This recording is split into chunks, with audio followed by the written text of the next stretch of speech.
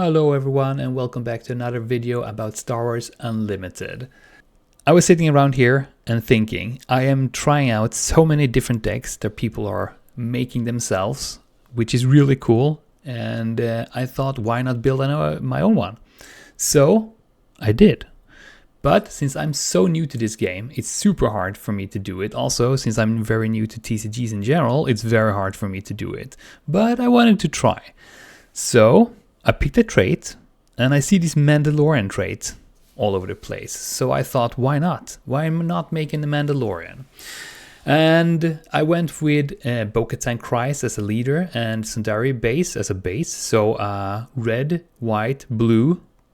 The reason why I went with Bo-Katan is because she has an action which says that if you attack with a Mandalorian unit, this phase deal 1 damage to a unit. And I always think that those small pings, like 1 damage there and 1 damage there, are so good. And they're also so annoying when my opponent does that, because you take away shields and stuff and you hurt the unit and so on. So I really like that.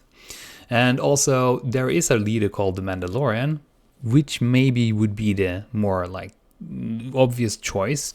The thing is that the leader Mandalorian has the action that I can exhaust the unit that I attack, and for me that is still a little bit hard to play with those decks, so this is way easier for me. So that's why I went with Bo-Katan Kryze. Now, this is the deck that I built. What I did was just to pick out all the Mandalorian cards that I could find.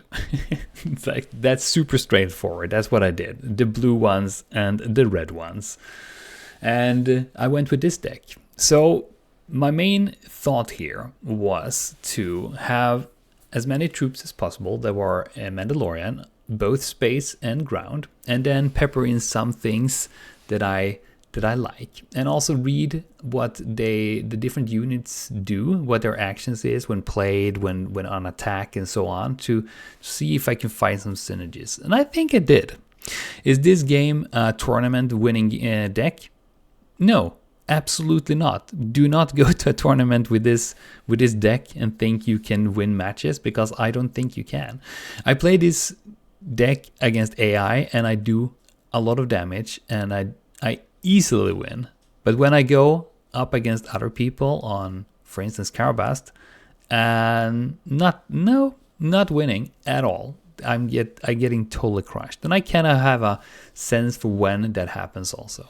But let's look through what I have here. So the first drop is very obvious. Sabine Wren, such a good card. I have that in almost all decks that I have a red. She's just good to put out there. I also have a Clown Wren Rescuer and Ketsu Onyu. Ketsu, yeah, he's good. He's been out there doing some damage. Most often I actually resource him though, for some reason. But this is a good 3-drop, a good first drop. And I also have 3 of each of them, so I have 9. Which I've learned is good to have in your deck, because it's a good chance to get at least one of those 2 drops for that.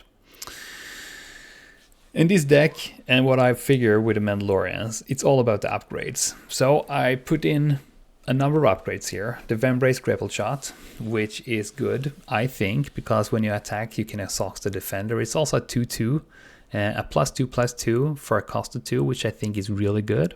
Also, I went with the Mandalorian Armor. Duh, it's a Mandalorian deck, so why not? And I think this is maybe even better, because it's also cost 2, but it's +1/+3. But when played, if attached units as a Mandalorian, give a shield token, so you get an upgrade, a +1/+3, but you also get a shield token, which is really good, I think. Then I went with the Mandalorian's Rifle. I didn't have that at first in here, but again, it's a Mandalorian deck. I need to have the Mandalorian Rifle. And it's a +3/+0, so it makes more attacks, more damage, which is good. And also, if you attach it to the Mandalorian unit, he captures an enemy non-leader unit. I will come back to why I didn't have it in the deck at the first place, but I have it in now. And then I have Perilous Position. It's not an upgrade for my troops, but an upgrade for all of your troops. So you can get -2/-2, and also when I play it, I exhausted the attached unit. I just think it's a good card. It's a good way to kill off either hurt units or small units. So I really like that upgrade. In this deck, there's a lot of synergies. These are like some of it, but there are more actually. But what I like with this deck and what my plan was when I built it, when I saw the Mandalorian trait, was all this like giving experience to each other. Like the clan Ren Rescuer here, it costs 2 and you get a 1/2 troop. It's not super good, but when you play it, you give an experience token to a unit, which is good because if that is the only unit, if that is the unit I play the first turn, it gives an experience token to itself. So it becomes a 2/3, which is not like super good. It's like Kenzo, but it's a good first drop, I think. And also you can give it to another unit. So when you come up a little bit in resources, you can give experience tokens to a little bit bigger units, which is needed. I also went with the Armorer. It's a cost 5, 3/5. It's a decent troop. It's not super good, but it's decent. But what it does, it gives a shield token to each of up to 3 Mandalorian units. And since we basically only have Mandalorian units, it's a really good thing to just get shields. Shields are super good. I like them. So not very often I get to play with them, but I like them when I have them. I also went with the Protector of the Throne. It's a cost of 3. It's a 2/4, which is a pretty, like, 4 is pretty good. Not super good, but it's fairly good. Also, while this unit is upgraded, it gets Sentinel. And since I get a lot of like give experience tokens to different units, it very easily get upgraded. Actually, most of my troops are upgraded at some point in the game. I also went with the Mandalorian Warrior. It's a 3 cost, a 3/3, decent card. Also, when I play it, I may give an experience token to another Mandalorian unit. So you can't give it the experience token to itself, but you can give it to another Mandalorian unit. Again, really good. Like experience tokens. And as you know, I really like play Ray decks. I have 2 videos about Ray Red and Ray Green. I really like them. So I like experiences. So there's a lot of synergies in this deck with the Mandalorian trait. There are some question marks though. I have the Mandalorian unit. I have Fen Rao in there. Both of them are Mandalorian. The reason why I have question marks on these is because the Mandalorian costs 6. So it comes out in game fairly late. And it's a 5/6. It's a decent card. I kind of like it. And it's also Sentinel, which is good. So it's basically Obi-Wan Kenobi, but a little bit stronger because Obi-Wan has 4 if I remember it right. And this one has 5. And both of them have Sentinel. Also, you can heal all damage from a unit that costs 2 or less and give 2 shields token to it. That sounds really good. I've never managed to do that because all my 2 costs, they just die. I think I need to have 2 costs that can take a little bit more damage, like an R2D2 because it's a 1/4, so it can take a little bit of damage. Then I can heal that and give it 2 shield tokens. So in this deck, I haven't been able to use it, but I think I want to play on that a little bit more. Also, as I said before, the upgrade, the Mandalorian rifle, this is the reason why I put that in. The thing is that I can't use those 2 together until I have 9 resources if I want to put them out in the same turn. Otherwise, I have to wait until 7 resources, and then I have other stuff I need to put out there. Also, Fen Rao, it's a 5/6. It's a decent card. It also costs 6, so they are equally strong. And what this guy does is that when I play it, I can play an upgrade from my hand that costs 2 less, which is pretty good. The thing is that I very seldom can do that because I very seldom have an upgrade that costs 2 on my hand when I play this one. But when I play an upgrade of this unit, give a unit, enemy unit -2/-2 for this phase, which is basically it's good. So when Bo-Katan comes out, I can play this in. If I have a upgrade on my hand that costs 2, then I can play that for free, and I can attack next. Like then I get -2/-2, so I can't attack with this one, but I can give -2/-2, so Bo-Katan can do some damage without getting hurt herself. But those 2 are, I don't know, I don't get them to work very well. Maybe there are better cards to put in there. But again, it's a Mandalorian deck, so I kind of want them. Also, the Aura Singh, I just put her in there because I have I have cards that are RSing, so I can use them. And she's a 7/6, which is pretty good. Also Overwhelm, and when a enemy unit, a ground unit attacks my base, I can ready this one. So she can basically get 14 damage in, which is really good in one turn. So she is a good unit, but I haven't got around to get super much value from her in this deck, but we'll see. Also the Cargo Juggernaut, I just think it's a good card. It's a 4/6, cost of 6. It's not super good, but it's shielded, and also when I play it, if I control other blue units, most of my units are blue, I can heal 4 from my base, which is really good. I need Restore in this deck for sure, so it's a good card. The reason why I don't have like Luke Skywalker or something in here is that I want to try to avoid legendary cards. This is also why I have a question mark on the Mandalorian unit, because this is a legendary card.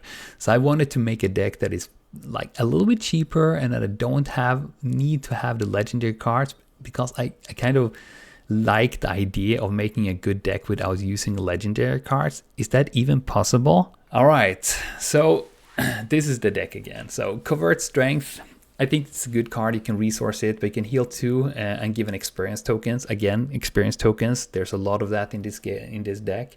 Then there's my 2-drops and the 2/2, the 2 cost. That's a lot of 2s upgrades that I can, for instance, use Buffenray, but also on other troops.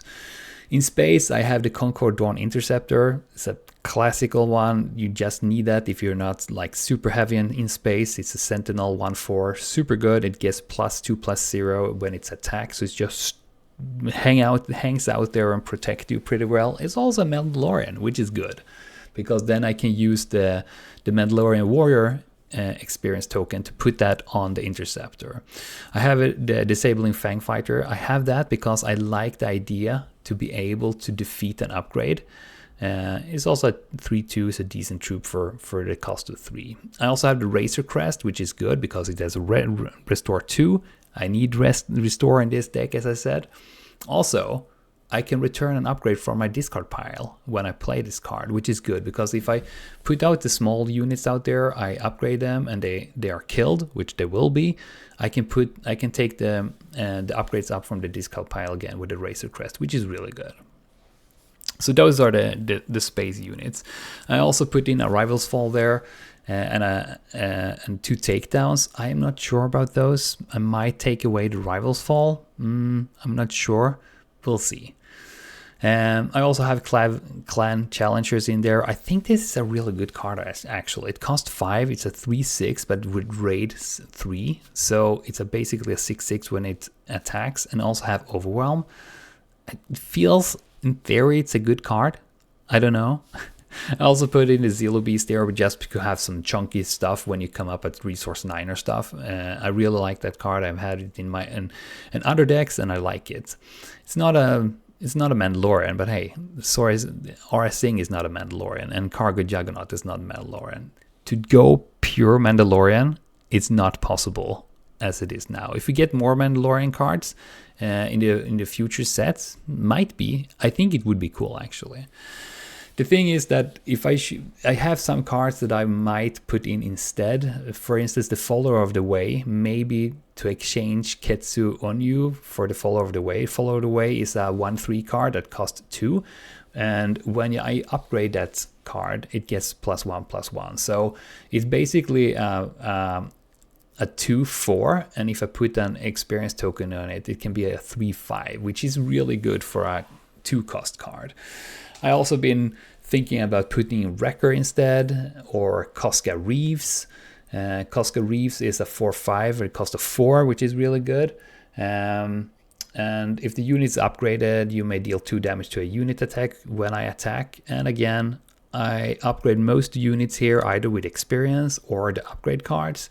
So those 2 extra damage makes her pretty strong, doing 6 damage each turn. I also been thinking about putting more upgrades in here. I don't want to put any lightsabers in since I don't have any force unit. Doesn't feel like it's a right thing to do lore wise.